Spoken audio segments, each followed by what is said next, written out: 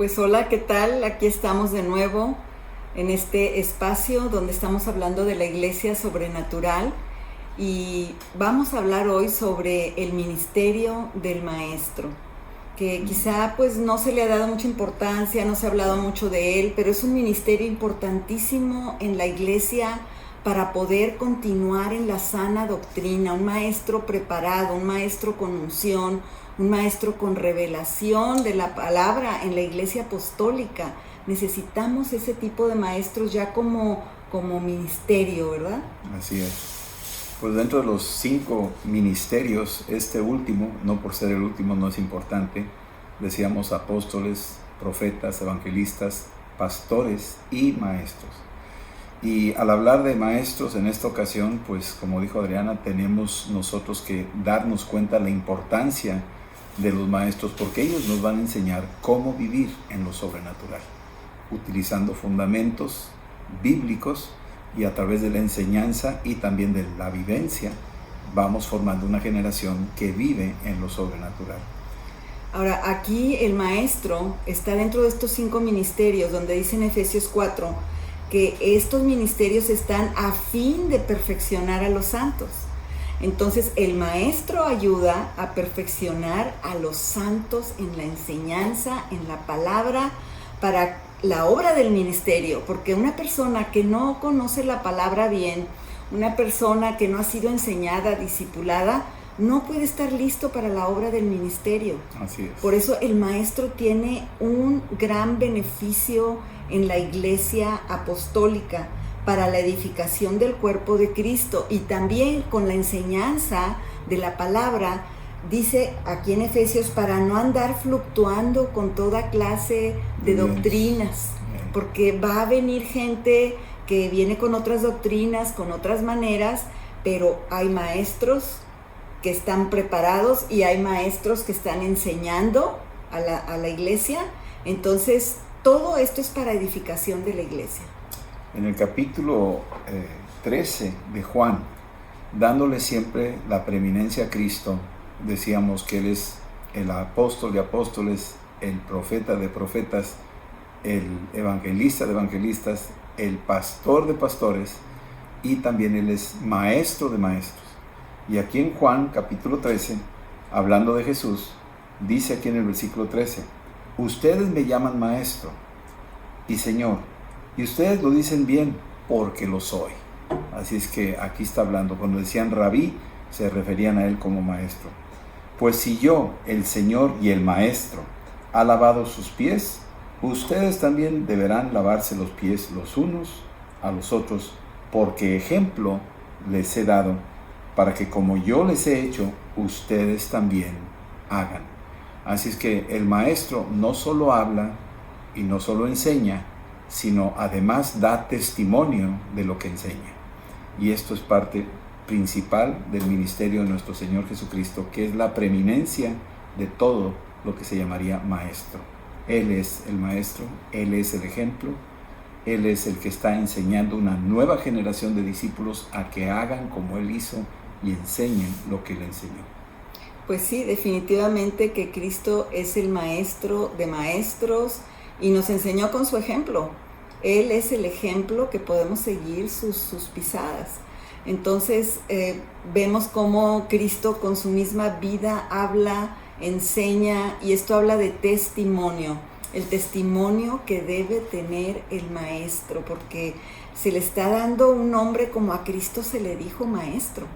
Entonces el testimonio del maestro, que esté en orden su vida, que esté bajo sujeción, bajo autoridad, que esté en conocimiento de la palabra, obedeciendo la palabra, es importante para que sea un buen maestro. Bien, en el libro de Esdras, desde el Antiguo Testamento, tenemos ya el ministerio de maestro operando, especialmente cuando vemos los diferentes profetas, cómo enseñaban ellos al pueblo. Aquí vemos el caso de Esdras en el capítulo 7, aquí en el versículo 10, dice algo muy importante del perfil del maestro. Dice, porque Esdras había preparado su corazón para inquirir la ley del Señor y para cumplirla, y para enseñar en Israel sus estatutos y decretos. Noten aquí cosas importantes. Esdras preparó su corazón, así que el maestro debe de preparar su corazón, tenerlo limpio, despejado de cualquier sombra de pecado y que tenga un corazón siempre atento a la voz del Espíritu. También que tenga la capacidad de inquirir, es decir, investigar la ley del Señor, la palabra de Dios, investigarla. Y no solo investigarla, sino cumplirla. Aquí dice, cumplirla, es decir, dar testimonio con eso. Y luego dice que tenía la capacidad, una vez que tenía preparado su corazón, podía enseñar a Israel todos los estatutos y todos los decretos que eran necesarios. Pues siempre la palabra de Dios ha sido lo primordial desde que Dios mandó los mandamientos, ¿verdad? Ya estaba escrito ahí en la piedra y empezó a dictar lo que son todos los mandamientos de los 5 libros de Pentateuco, ¿verdad? Y gente que se ha dedicado a guardar esa palabra, que no le falte ni una coma, ni un punto, ni una letra, ni un acento. Estos son aquellos que eran los maestros, los que se especializaban, ese amor de la palabra que tenían los escribas. Sí. Entonces de ahí se deriva el maestro ahora en la Iglesia Apostólica. Ese maestro que, comparado con un maestro secular que se tiene que preparar, que tiene que disciplinarse, que tiene que pasar por procesos de tiempo, de tareas de enseñanza, pues un maestro en el ministerio apostólico es un maestro que hace todo eso, pero no solo eso, porque él trabaja en lo sobrenatural, y la diferencia es que hay una revelación de la palabra que está estudiando, hay una revelación que viene del cielo, porque a los apóstoles, a los profetas, les fue revelada la palabra. Sí. Dice aquí en Nehemías 8, versículo 8, que leían el libro de la ley de Dios claramente y ponían el sentido, de modo que entendiesen la lectura.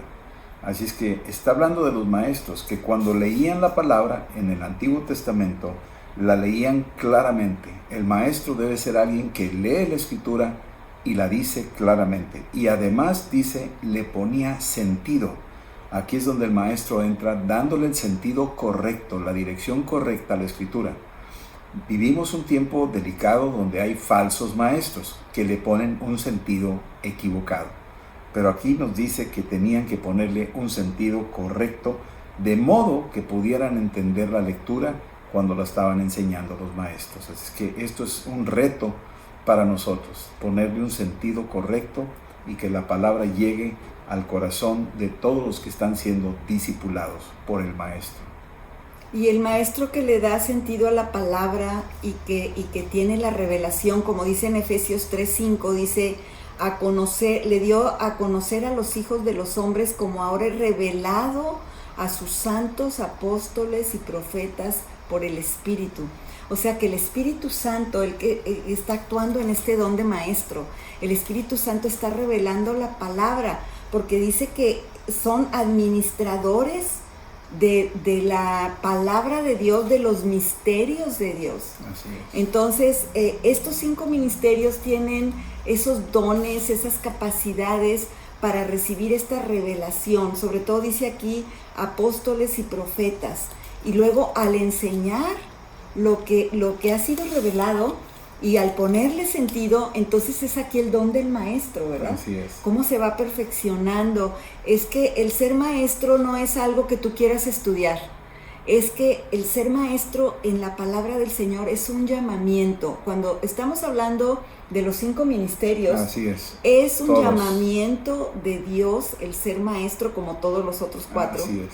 Es un llamamiento de Dios y es un don espiritual que Dios pone al maestro como algo diferente a un maestro normal, sino que un maestro de la Iglesia Apostólica tiene la unción de Dios, tiene la revelación de la palabra de Dios y de cosas que antes quizá no habíamos entendido. Ahora Dios le pone el sentido, le revela con un versículo, con otro, verdades que no habían salido a la luz, pero que ahora el maestro en su estudio tiene la revelación, como toda esta revelación de la Iglesia Apostólica, de que no había salido a relucir, estudiar cada ministerio. Son en estos últimos tiempos que la Iglesia se ha puesto a estudiar sobre los 5 ministerios y que están operando y que estaban operando antes, pero que no había una revelación de cada uno de los ministerios, ¿verdad? Sí. Bien, pues en el capítulo 11 de los Hechos, hablando un poquito ya del Nuevo Testamento, nos dice aquí que pues, la iglesia de Antioquía se distingue como una iglesia apostólica y una iglesia que se movía en el Espíritu. Dice aquí que la mano del Señor, versículo 21 del capítulo 11, estaba con ellos y gran número se convirtió. Si la mano de Dios estaba con ellos, quiere decir que estaban respaldados con señales y prodigios y se estaban convirtiendo, muchos se estaban convirtiendo. Y esa conversión, gloria a Dios, sanidades, los demonios salían, sucedían muchas cosas sobrenaturales, pero algo que no podemos perder de vista es que también esos tenían necesidad de ser instruidos, enseñados. Y Bernabé, que era lleno del Espíritu, versículo 24, era un varón bueno, lleno del Espíritu y de fe, y vio la gran multitud que se iba agregando a esta iglesia de Antioquía. Y la iglesia de Antioquía, para poder sostener esa gran pesca, más adelante, dice aquí, versículo 25, después fue Bernabé a Tarso para buscar a Saulo de Tarso. Saulo, el apóstol Pablo, lo fue a buscar a él, en este caso Bernabé, y lo trajo a Antioquía, lo trajo a la iglesia de Antioquía. Y ahí se congregaron ahí todo un año con la iglesia y enseñaron, ahí la palabra es clave, porque aquí está el ministerio de maestro, enseñaron a mucha gente, Aquí Bernabé llevaba ventaja en tiempo, o sea, él había sido un convertido y luego siguió Saulo de Tarso y Saulo se iba convirtiendo poco a poco. Y aquí te das cuenta, el maestro, en este caso Bernabé, quiere enseñarle a Tarso, a Saulo de Tarso, a enseñar y le empieza a dar espacios para que él empiece a enseñar. Y notemos poco a poquito cómo va desarrollando el apóstol Pablo la capacidad de enseñar, de ser maestro. ¿Por qué? Porque tuvo un maestro, en este caso Bernabé, que le dio chance de acercarse y de empezar a enseñar con él. Y poco a poco se fue metiendo Saulo de Tarso hasta el capítulo 13, donde ya los dos son profetas y maestros. Y fíjate cómo Cristo, que es el maestro de maestros, Él enseña a los apóstoles. Luego ahorita ya andamos hablando de Pablo, que enseñaba la palabra. Y hasta los tiempos de ahorita, los maestros enseñando la palabra con revelación. Pero ahorita que tú mencionaste la palabra conversión, que se convirtieron muchos, que nos convertimos nosotros y tú también al Señor, ¿qué pasó con esa conversión? Cuando vino la revelación de la palabra, la enseñanza de la palabra, es que puede cambiar nuestra mentalidad y darnos una nueva vida, una nueva cultura. Por eso es tan importante, porque ayuda a cambiar nuestra mente, a conocer la verdad, y la verdad nos hace libres. Entonces, de estar acostumbrado a una cultura, a unas maneras de pensar, unas creencias, unas supersticiones, la enseñanza viene y quita y limpia todo eso con la enseñanza de la palabra. Por eso se necesita el maestro, el discipulado, porque viene a cambiar nuestra antigua forma de pensar. Así es. Nuestra antigua manera de vivir. Si cambia nuestra mente, nuestra mentalidad, cambia toda tu forma de ser. Cambia toda tu vida, cambia toda tu cultura, lo que haces en tu casa, lo que haces los domingos, lo que haces los devocionales. Toda tu vida es transformada por la enseñanza de la palabra de Dios. Por eso nosotros somos enseñados y tenemos que seguir enseñando pero en la Iglesia Apostólica existen esos pastores que tienen la revelación y nos enseñan para seguir enseñando.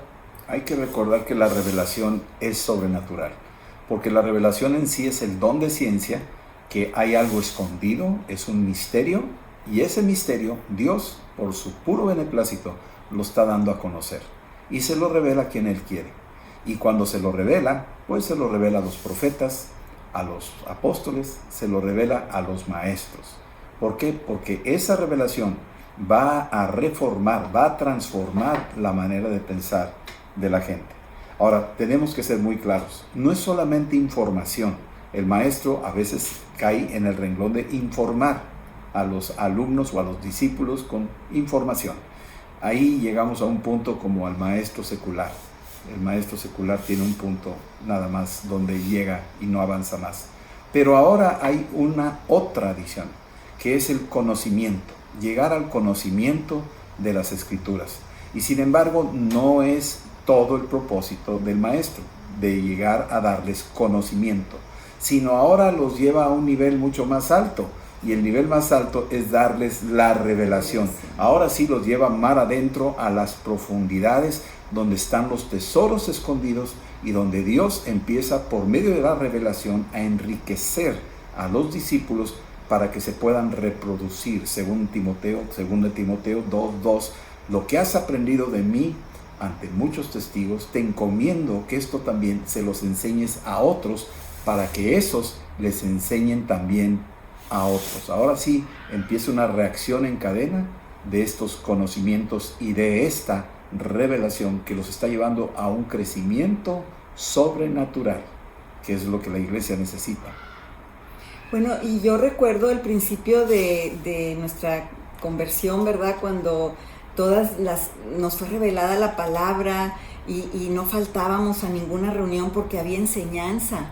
Yo me acuerdo que nuestro pastor traía de los mejores maestros que él conocía, y como él era de los Estados Unidos, trajo personajes de allá y también de aquí de México, los llevaba a la congregación para que nos estuvieran enseñando la palabra, porque esa palabra era la que nos iba a liberar de todo lo que en México estábamos viviendo, de todas las tradiciones que teníamos, la ignorancia de Cristo, ¿no? Sí. Y de la palabra.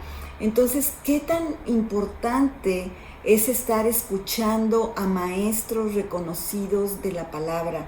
Esa palabra nos cambió a nosotros. Nosotros aprendimos y luego nos pusieron a enseñar de lo que habíamos aprendido. Entonces, es algo que se va transmitiendo, ¿verdad? Que la enseñanza nos hace libres, y yo le doy gracias a Dios porque al principio de nuestra vida cristiana tuvimos excelentes maestros, nos metimos desde el principio a discipulado, luego a clases especiales, luego a misiones. Ahí en esa clase de misiones, ¿qué tanto el Señor habló a nuestro corazón, que después nos fuimos a Japón? Sí, fue una revelación. Porque era una revelación cuando se enseñaba de la necesidad de las naciones, de la palabra de Dios, que nosotros la tomamos, la enseñanza, y la aplicamos y dijimos, Señor, pues si tú quieres que nos vayamos, nos vamos. Así es. Entonces, la enseñanza libera lo apostólico, libera las misiones, libera a los pastores, libera a los evangelistas. ¿Por qué? Por el conocimiento de la palabra, por el crecimiento de la palabra, se liberan los 5 ministerios. Así es. Y bueno, hablando de eso, tuvimos maestros excelentes, yo los recuerdo con mucho cariño. Ahí es Worley, que está ya con el Señor. También estaba Carol Thompson, teníamos ahí a John Garlock, y son americanos, ¿verdad? Pero es que ahí se estaba moviendo el Espíritu Santo en la revelación, y ellos, cada quien, no venía a darnos una plática así nada más, sino yo recuerdo que decía, ¿qué te ha dicho Dios a ti? Enséñaselos a ellos. Y cuando decimos, ¿qué te ha dicho Dios a ti? Estamos hablando de la revelación. ¿Qué revelación te ha dado Dios? Que la puedas compartir. Y esa revelación, cuando llega al que está aprendiendo, lo enriquece. La revelación te lleva a alturas muy particulares. Por eso necesitamos una iglesia sobrenatural que se enriquece de la revelación. Y el ministerio del maestro tiene que estar continuamente nutriéndose de revelación. Es decir, correr el velo de algunas escrituras, de algunas palabras, de algunos pasajes de la Biblia. Y esta revelación, cuando se transmite, produce un detonante en el que está escuchando, y lo quiere aplicar inmediatamente. Es una luz que entra e inmediatamente lo aplica y sucede lo que dice la Escritura, sucede. Todo lo que tú dijiste, sucede. Así está. Ese es el poder de la revelación. Bueno, y si hablamos en cuanto a lo que hace la enseñanza, podríamos ver, como ahorita dijimos, que libera los ministerios, se libera lo apostólico, viene una enseñanza a la iglesia sobrenatural. Como otro punto, también podemos ver que la enseñanza expone los falsos conceptos. Por eso necesitamos maestros que nos estén hablando la palabra para que el concepto que yo tengo aquí equivocado se vaya. Así es. El concepto de muchas cosas que pensamos, ¿verdad? Que debemos hacer para ser salvos, el concepto de que Dios me ama hasta aquí, o que yo tengo que sufrir por mis pecados y hacer unas, ¿cómo se dice? Obras para lavar mi pecado. Todos esos conceptos equivocados que nosotros traíamos son derribados en el nombre de Jesús. Sí.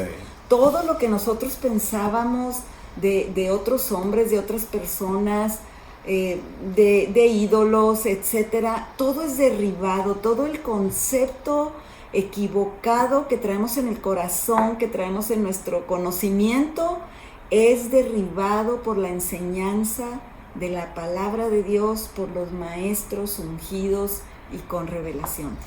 Es luz, o sea, el maestro trae luz. Y esa luz la adquiere en su tiempo con Dios y en su tiempo con la palabra. Y cuando viene esa luz, la transmite. Los que recibimos esa luz nos produce a nosotros una identificación donde examinamos internamente y a la luz de la palabra nos damos cuenta de los ídolos que están ahí adentro, de las trampas, de las engañosas doctrinas de los hombres que están ahí, que de alguna forma por tradición, por religión, por cultura las fuimos aceptando y las atrapamos, ¿sí? Pero llegó el momento donde llegó esa luz a través de la revelación, a través del Espíritu Santo y a través de la palabra de Dios. Esa es la que viene, y una vez viendo las cosas, dice ahí Isaías, ¿qué es esto que tengo en mi mano derecha? No es vanidad, o sea, se deshace uno de aquellas cosas que por tanto tiempo las tenías tan arraigadas y te das cuenta que no era conforme a la verdad. Porque la verdad tendrá que ser transmitida por los maestros. Y la verdad lo que hace es liberar. Y esa es parte de la función. Y ese es el otro punto. Que la palabra, la enseñanza, hace que operemos en la verdad. Y la verdad nos hace libres. Entonces llegamos a tener una libertad por conocer la verdad. Aunque nos decían otras cosas que estábamos equivocados, nosotros decíamos no. La palabra dice esto. Y la enseñanza de la palabra dice esto. La mayoría dice esto, ¿por qué tú dices otra cosa? Y de ahí no nos vamos a mover, porque la enseñanza hace que caminemos en la verdad, que no nos importe ninguna otra cosa. Así es. Entonces la verdad viene a hacernos libres, viene a ungirnos, viene a que nosotros obedezcamos la palabra antes que a los hombres. Y caminamos en la verdad cuando conocemos la palabra. Sí. Y esta palabra que estamos anunciando en sí es luz. Lámpara es a mis pies tu palabra. O sea, la palabra viene siendo una luz que entra. Es una lumbrera a mi camino. Quiere decir que si andas extraviado, esta palabra, el maestro, al enseñarla correctamente, empieza a dirigir los pasos de una manera recta a las personas que la están aprendiendo. Y esta es la responsabilidad que tiene el maestro, es una gran responsabilidad. La Escritura nos dice ahí en Santiago, de no hacernos maestros de muchos, porque recibiremos mayor condenación. ¿Qué quiere decir eso? Que es una tremenda responsabilidad ser maestros de la palabra, que seremos juzgados por las palabras que hayamos dicho, es decir, que nosotros tenemos que ser diligentes, estudiosos de la palabra, conocer el contexto correcto, aplicarlo, enseñarlo, demostrarlo, y así la gente que va aprendiendo va a caminar rectamente. Y entonces hemos cumplido nuestro propósito como maestros. Por eso es tan importante que en la iglesia los que se van a poner como maestros necesitamos conocerlos porque no se puede poner personas neófitas, nuevas que van empezando, que apenas conocen la palabra o que no las hemos checado, convivido para ver dónde andan, ¿verdad? Sus pensamientos, si ya han sido verdaderamente libres, si ya han cambiado la manera de pensar, si realmente están estudiando la palabra. Entonces no se pueden poner maestros que todavía no están calificados en el conocimiento de la palabra o que no tengan testimonio. Así es. o que no conocen bien la palabra porque son nuevos y les hacen alguna pregunta, pues no la sabemos todas, ¿verdad? Sí. Pero por lo menos las cosas básicas. Entonces es importante saber, porque es mucha responsabilidad estar transmitiendo la palabra que va a cambiar el pensamiento de las personas, que va a dar libertad, que va a hacer que camines en la verdad. Es una gran responsabilidad del maestro. Sí, el maestro tiene que ser probado y lo va a probar un maestro ya un poquito más aventajado en el tiempo de la enseñanza y que conoce bien las escrituras y que puede ser expuesto. Y también el que está enseñando tiene que ser enseñable. Es decir, no hay otra cosa. Aquí tenemos el caso de Apolos, que estaba enseñando una doctrina no muy balanceada. Ahí nos dice en el libro de los Hechos, donde Priscila y Aquila lo tuvieron que abordar por separado y hablar con Apolos para exponerle más claramente la sana doctrina. Y Apolos se ve aquí que sí aceptó la exhortación de otros que tal vez no estaban en el nivel ni en la altura de Apolos, pero él era enseñable y aceptó la enseñanza, la exhortación de que no era por ahí la enseñanza. Él estaba enseñando la enseñanza del bautismo de Juan. No tenía la revelación de Cristo ni del Espíritu Santo. Muchas veces oímos enseñanzas, especialmente sobre el Espíritu Santo, donde están fuera de balance, donde dicen que ya no es para ahora, cosas por el estilo. Y el que tiene la revelación y que tiene el Espíritu Santo y que conoce la palabra y la puede citar, puede ubicar con mayor precisión y ayudar a que esa persona que tal vez no comprendía estas cosas, ahora a la luz de la palabra puede comprenderlas y ahora las puede enseñar a otros. Este es el plan. Bueno, ¿cuál es otro punto que hace, que provoca la enseñanza? La enseñanza nos fortalece contra los ataques del enemigo, porque esos ataques van a llegar como resultado de conocer a Cristo, de andar en Cristo, de caminar con Cristo. Entonces, cuando conocemos la palabra, viene una convicción. Por eso esa enseñanza se da con convicción, ¿verdad? Entonces, yo soy convencida que en lo que estoy es la verdad. Dice, no, pues tú anduviste con estas ondas antes y luego te metiste acá y luego allá. Sí, pero ahora no hay vuelta de hoja, porque sí, ya la enseñanza de la palabra me dice, esta es la verdad. Luego viene el enemigo a tentarte, viene el enemigo a que ya no vayas, a que ya no leas, a que ya no ores, pero tú tienes una convicción que te ha provocado la enseñanza por conocer la palabra, que tú no te vas a dejar vencer por el enemigo, que tú vas a seguir adelante, que vas a seguir orando, no importan las persecuciones, porque nosotros fuimos perseguidos por causa de la palabra. Por causa de la palabra. Entonces nos dejaron de hablar, nos corrieron de reuniones, nos dejaron de ser nuestros amigos, y ¿sabes qué? Nosotros no nos importó porque teníamos una convicción tan grande, habíamos sido tan bien enseñados, ¿verdad? Dios se había revelado a nuestras vidas que no nos importó que viniera el enemigo o que nos criticaran o que nos persiguieran o que nos dejaran de invitar o de visitar. Nos mantuvimos firmes. Porque la enseñanza de la palabra te fortalece contra el ataque del enemigo. Aquí hay dos cosas. Una es el cimiento. La palabra, ahí dice Mateo 7:24, que ese hombre sabio edificó su casa sobre la palabra, no sobre las tradiciones humanas de los hombres, no sobre las tradiciones, sino sobre la palabra. Y ese cimiento tiene que ser establecido por un maestro que conoce la palabra y que te enseña. Y entonces, si tú fundamentas tu vida espiritual, tu fe, en la palabra, Vas a mantenerte firme cuando vengan los vientos, los ríos, las lluvias. No se va a caer tu casa. Ahora, esa es una. La otra, el maestro está aventando semilla. Está oyendo el discípulo y está aventando semilla. Entonces, el discípulo tiene que tener cuidado de retener la sana doctrina en su corazón. Hay algunos descuidados que les roban la semilla y entonces no van a creer, no se van a reproducir. ¿Sí? Entonces, esto es importante. Va a haber una prueba contra la enseñanza, la sana doctrina. Va a haber el ataque del enemigo. Pero si nosotros retenemos la sana enseñanza, la sana doctrina, venga lo que venga, nos vamos a mantener firmes y vamos a seguir adelante y nos vamos a reproducir para llevar adelante el evangelio a otras personas. Así es. Bueno, otro punto que tengo aquí es que la enseñanza nos ayuda a desarrollar un gusto por el vino nuevo. Amén.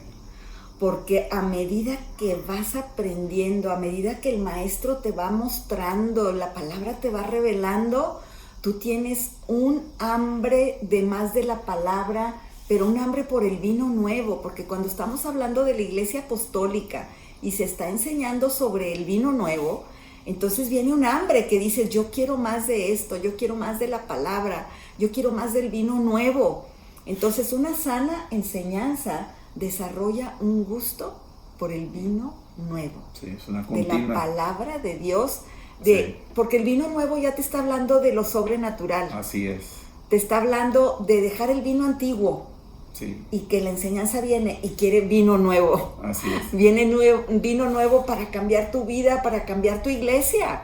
La iglesia tiene que cambiar con el vino nuevo. Sí. Y todas estas enseñanzas que recibimos de parte de la palabra de Dios, de parte de Dios y de la iglesia apostólica, esperemos que nos dé un hambre por seguir buscando al Señor, un hambre por lo sobrenatural, un hambre por la enseñanza de la palabra y por el vino nuevo, por los dones del Espíritu, por el Espíritu Santo. Esta enseñanza tiene que dar su fruto. Aquí tenemos que ser también muy sinceros en esto. Las hazañas que pudiéramos haber tenido con el vino del viejo, las vivencias anteriores, las enseñanzas anteriores, todo lo que hemos recibido, no estábamos echándolo por la borda. Estamos entendiendo que son valiosas y que en su tiempo fueron muy importantes. Podemos hablar de milagros de hace 20 años y siguen siendo valiosos, pero qué bueno que pasaron esos en aquel entonces. Hoy necesitamos más evidencias y más revelación. No podemos quedarnos con lo antiguo, quedarnos allá en el pasado viendo para atrás, sino esta es la enseñanza que Cristo vino a traer, ríos de agua viva. Vino a traer revelación continua, vino a traer una vida sobrenatural. Cuando nosotros leemos la Escritura, lo primero que debe producir en nosotros es un vivo deseo de decir, esta Escritura la quiero hacer realidad en mi vida hoy, quiero vivirla hoy. Algo que desde el principio de nuestro caminar con Cristo fue cuando oíamos las enseñanzas del libro de Juan o el libro de los Hechos, lo primero que era para nosotros era esto que viene aquí, lo quiero ver hoy, lo quiero ver ahorita. Y entonces salíamos y lo reproducíamos. Y ese era el vino nuevo que estaba sucediendo, los milagros de la Biblia estaban pasando y eso era la iglesia sobrenatural. Necesitamos encontrar esa fuente para que sea el vino nuevo hoy y que produzca los milagros de hoy. Amén. Y también nos ayuda a guardar la palabra y a permanecer en la sana doctrina. Iglesia, hay que permanecer, eso es muy importante, porque de repente puede haber una doctrina que saque a la iglesia por otro rumbo, por otras maneras, pero la enseñanza, estar enseñando la palabra, te va a hacer permanecer. Permanecer en la sana doctrina. Bien. Que no se empiecen a enseñar otras cosas y a escuchar otras cosas. Sí. Entonces empiezas a cambiar. No, la enseñanza de la sana doctrina te hace permanecer. Esa palabra es muy importante, ¿no? Porque podríamos de repente decir, pues un ratito aquí y un ratito allá, o un ratito pienso así, un ratito pienso así. No, pero la permanencia en la palabra que te va a hacer crecer espiritualmente, que te va a hacer llegar a un ministerio. cuando tú permaneces en la palabra, en la sana doctrina. Cuando llegó el apóstol Pablo ahí en Hechos 19 a los Efesios, parece ser que llegó primero Apolos, y Apolos traía una escuela, una enseñanza, y los discípulos que estaban ahí pues tenían sus plataformas de fundamentos doctrinales y todo, pero el apóstol Pablo traía vino nuevo, y traía algo fresco, y traía el Espíritu Santo. Y entonces empezó a preguntarles cosas que ellos no tenían ni siquiera la menor idea. Habían sido enseñados, pero su enseñanza había llegado hasta cierto límite, como decir que estaban en un invernadero espiritual. Y el apóstol Pablo viene y remueve la tierra con una sana doctrina, pero con una riqueza de revelación y con una vida realmente en el Espíritu, donde se destaparon y empezaron a crecer. Se quedó 2 años ahí, capítulo 19 de los Hechos, 2 años enseñándoles ahora lo fresco, lo nuevo. No estaba contrariando lo que había dicho Apolos o otros maestros, sino que estaba diciendo, eso fue para un tiempo, ahora estamos en lo nuevo. No contraria la palabra y no va en contra del Espíritu Santo, al contrario, va de la mano, pero ahora el Espíritu Santo está revelando algo nuevo. He aquí yo hago cosa nueva, ¿no lo sabréis?, dice el Señor. Y entonces tenemos que entender que aquí fue lo que pasó en la iglesia. ¿Qué sucedió en la iglesia de los Efesios? Ahí un despertar espiritual.